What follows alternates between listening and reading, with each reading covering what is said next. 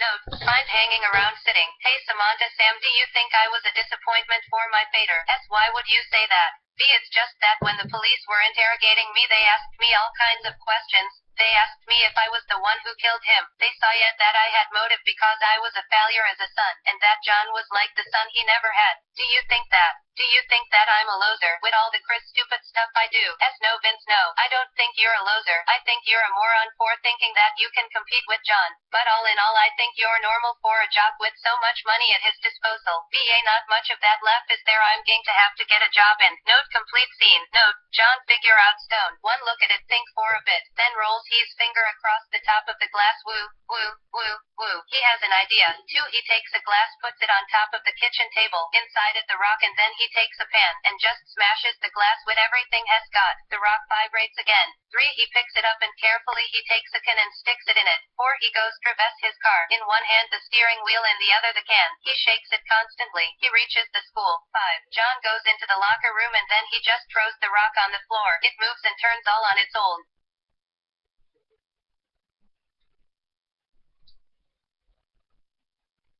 John in the locker room. He drops the rock on the floor. The rock vibrates and moves through the room. The rock comes to a stop at one point by first circling an area and then slowly spiraling to a hole. John looks at the spot where the rock stopped. He tries to pick it up, but it's fixed in place. He thinks it's stuck to the floor, but then, as John is touching the stone, the flower starts to crack. John stands back as the flower crack slowly widens and the rock sinks inside it. Suddenly the rock dissipates into a black smoke. John comes closer and looks at the hole. He sees an object inside. He knees down and takes a closer look. The object is a metal spiral with a dark triangular line running through its side. It has a black circle next to that triangular line. John looks at it then. Slowly the object rises from the flower hanging in midair. Then a sound is heard stemming from it. It's a sound like that of a static shock. Then the shock seen all of the sudden around the element and electricity, and then a wide powerful lightning. It spreads around the room engulfing everything including John. It spreads through the hallways, the cafeteria, the parking lot, and the gym. Pick shots optional to display.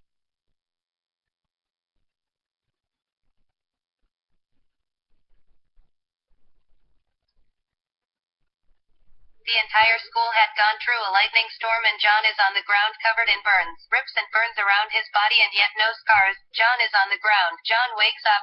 Slowly Hesai flinches and he gives of a sound out. John sits up. He holds the back of his head with his right arm. His eyes still sting. Then John slowly starts to open them. The room all around him is covered in burns and cracks.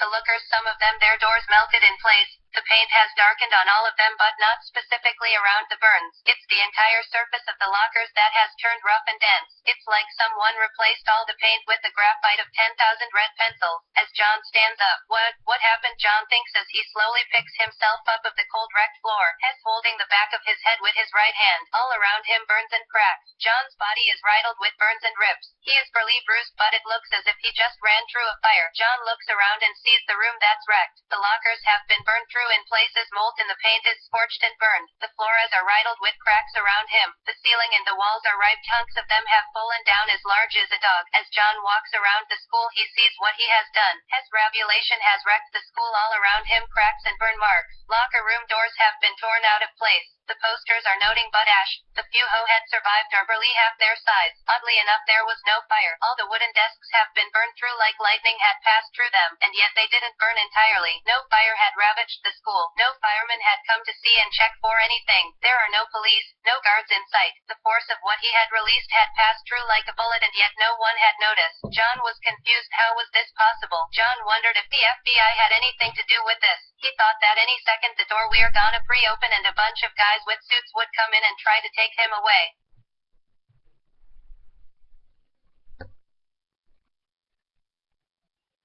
17. John in Sam's house. Samantha enters the house through the front door. Dad, I'm home. Be sure to extend the since it is a shout, and that's the way people talk when they're tired. John, what happened to you? Samantha sees John. His clothes are torn up and has covered with woollands. Has been waiting for Samantha. Sam, greater than John, what happened to you? John, greater than, look, there's no time to explain. Sam, what do you mean we've got to get you to a hospital? John, no, Samantha, listen to me. Listen to me, he shouts. Samantha has a distinct look of worry on her face. John, I need you to pack your things and head for that old hiking path your uncle showed you in 7th grade, okay? Take a cab and meet me there at your uncle's cabin. Samantha, John, what's going on? PG-45, John, some people are looking for me. Bad people. Okay, the ones who killed Vince's dad. I found out what they were looking for and they tried to kill me to get it. Sam, look at me. I promise I'll explain everything just as soon as I get bits. But for now I need you to get your stuff, pack up some supplies and meet me there. I love you, you know that.